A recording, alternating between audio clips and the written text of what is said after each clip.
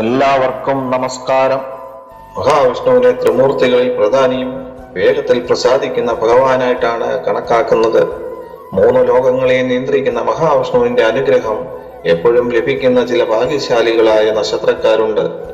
വിഷ്ണു ഭഗവാന്റെ അനുഗ്രഹം ലഭിക്കുന്നവർക്ക് മഹാലക്ഷ്മിയുടെ പ്രീതിയും സ്വാഭാവികമായി ലഭിക്കും. ഈ നക്ഷത്രക്കാർ ദിവസവും മഹാവിഷ്ണുവിനെ പൂജിക്കുകയാണെങ്കിൽ പൂർവജന്മ പാപങ്ങളിൽ നിന്നും പുനർജന്മങ്ങളിൽ നിന്നും മുക്തി നേടി മോക്ഷം പ്രാപിക്കാൻ സാധിക്കും.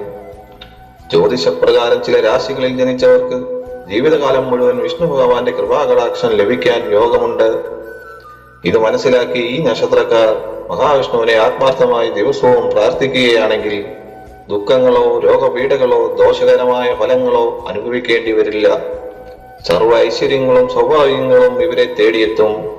മഹാവിഷ്ണുവിന്റെ പ്രത്യേക അനുഗ്രഹമുള്ള നക്ഷത്രക്കാർ ആരെല്ലാമെന്ന് നോക്കാം. ഇടവം രാശിയിലുള്ള കാർത്തിക, രോഹിണി, മകയിരം. കർക്കിടകൻ രാശിയിലുള്ള പുണർദം, പൂയം, ആയില്യം. ചിങ്ങം രാശിയിലുള്ള മകം, പൂരം, ഉത്രം. എല്ലാവരും വിഷ്ണു ഭഗവാന്റെ നാമം കമന്റ് ചെയ്യണേ.